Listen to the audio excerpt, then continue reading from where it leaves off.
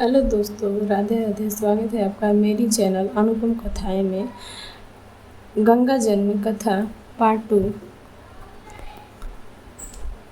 जब महाराज सगर को बहुत दिनों तक अपने पुत्रों की सूचना नहीं मिली तो उन्होंने अपने तेजस्वी पौत्र अंशुमान को अपने पुत्रों तथा घोड़े का पता लगाने के लिए आदेश दिया।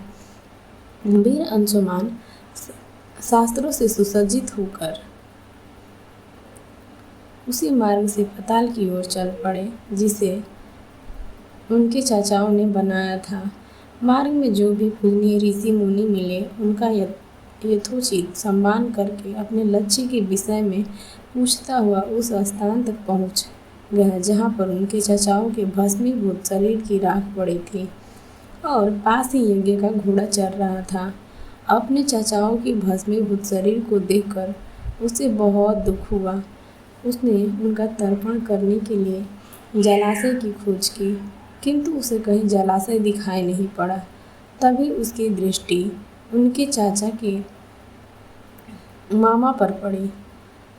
उन्हें सादर प्रणाम करके अंशुमान ने पूछा कि बाबा जी, मैं इनका तर्पण करना चाहता हूँ। पास में यदि कोई सरोवर हो तो कृपा करके उसका पता बताइए। यदि आप इनकी मृत्यु के विषय में कुछ जानते हैं तो वो भी मुझे बताने की कृपा करें। गरुड़ जी ने बताया कि किस प्रकार उसके चाचाओं ने कपिल मुनि के साथ उदंड व्यवहार किया था, जिसके कारण कपिल मुनि ने उन सबको भस्म कर दिया। इसके पश्चात गरुड़ जी ने अंशुमान से कहा कि ये सब अलौकिक शक्ति वाले दिव्य पुरुष के द्वारा भस्म किए गए हैं, अतः लौकिक जल से तर्पण करने से इनका उद्धार नहीं होगा। केवल हिमालय की ज्येष्ठ पुत्री गंगा के जल से ही तर्पण करने पर इनका उद्धार संभव है। अब तुम घोड़े को लेकर वापस चले जाओ, जिससे कि तुम्हारे पितामह का यज्ञ पूर्ण हो सके। गरुड़ जी की आज्ञा अनुसार अंशुमान वापस अयोध्या पहुँचे और अपने पितामह को सारा वृतांत सुनाया। महाराज सगर ने दुखी मन से यज्ञ पूरा किया। वे अपने पुत्रों के उद्धार करने के लिए गंगा को पृथ्वी पर लाना चाहते थे, पर ऐसा करने के लिए उन्हें कोई युक्ति न सूझी। महाराज सगर के देहांत के पश्चात अंशुमान बड़ी न्यायप्रियता के साथ शासन करने लगे। अंशुमान के परम प्रतापी पुत्र दिलीप हुए। दिलीप के व्यस्त हो जाने पर अंशुमान दिलीप को राज्य का भार सौंपकर हिमालय की कंदराओं में जाकर गंगा को प्रसन्न करने के लिए तपस्या करने लगे, किंतु उन्हें सफलता प्राप्त नहीं हो पाई और उनका स्वर्गवास हो गया। इधर जब राजा दिलीप का धर्मनिष्ठ पुत्र भागीरथ बड़ा हुआ तो उसे राज्य का भार सौंपकर दिलीप भी गंगा को पृथ्वी पर लाने के लिए तपस्या करने चले गए, पर उन्हें भी मनवांछित फल नहीं मिला।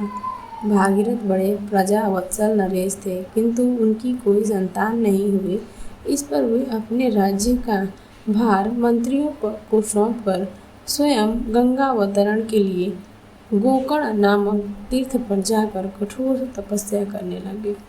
उनकी अभूतपूर्व तपस्या से प्रसन्न होकर ब्रह्मा जी ने उन्हें वर मांगने के लिए कहा।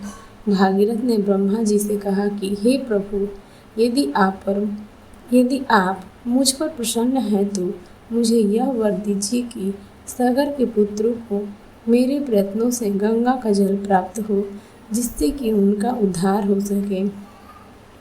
इसके अतिरिक्त मुझे संतान प्राप्ति का भी वर दीजिए, ताकि इक्ष्वाकु वंश नष्ट न हो।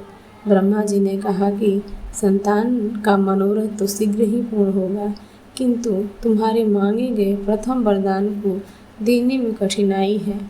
यह उन्होंने पूछा, प्रभु कठिनाई क्या है?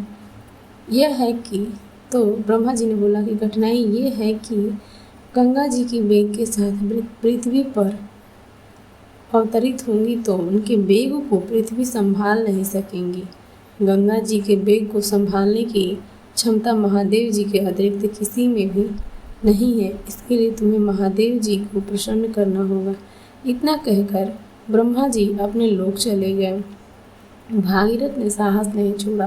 वे 1 वर्ष तक पैर के अंगूठे के सहारे खड़े होकर महादेव जी की तपस्या करते रहे। केवल वायु के अतिरिक्त उन्होंने किसी अन्य वस्तु का भक्षण नहीं किया।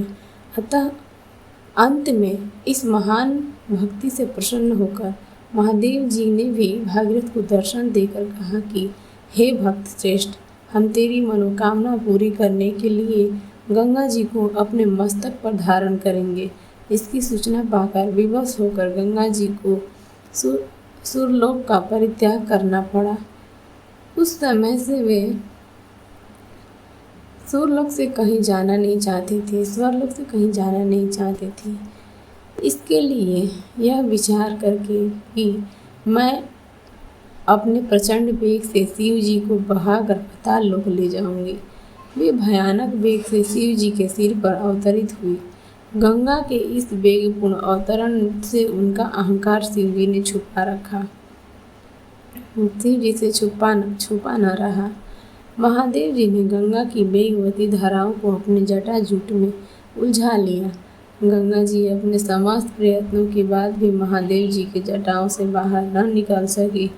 गंगा जी को इस प्रकार शिव जी की जटाओं में विलीन होते देख भागीरथ ने फिर शंकर जी की तपस्या की।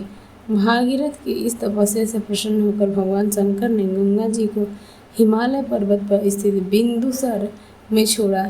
छूटते ही गंगा जी 7 धाराओं में बट गई। गंगा जी की 3 धाराएं हल्द्वानी, पावनी और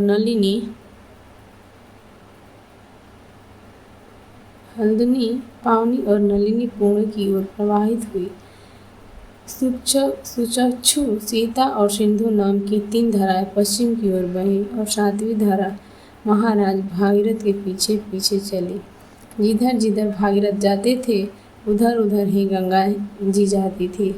स्नान पर देव, यज्ञ, किन्नर, ऋषि, मुनि आदि उनके स्वागत के लिए एकत्रित हो रहे थे।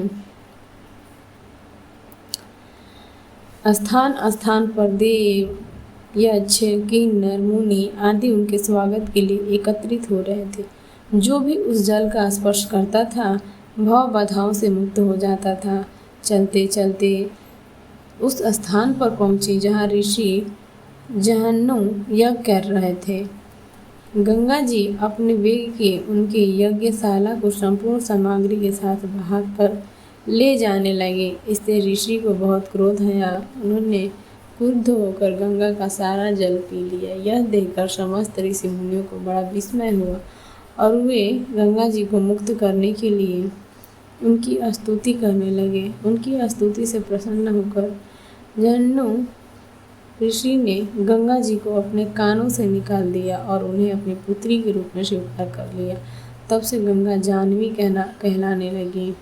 इसके पश्चात वे भागीरथ के पीछे चलते चलते समुद्र तक पहुँच गई और वहाँ से सागर के पुत्रों का उद्धार करने के लिए रसातल में चली गई। उनके जल के स्पर्श से भस्मीभूत हुए सागर के पुत्रों निष्पाप होकर स्वर्ग गए। उस दिन से गंगा के 3 नाम हुए, त्रिपथगा, जाह्नवी और भागीरथी। जय हे माँ गंगा।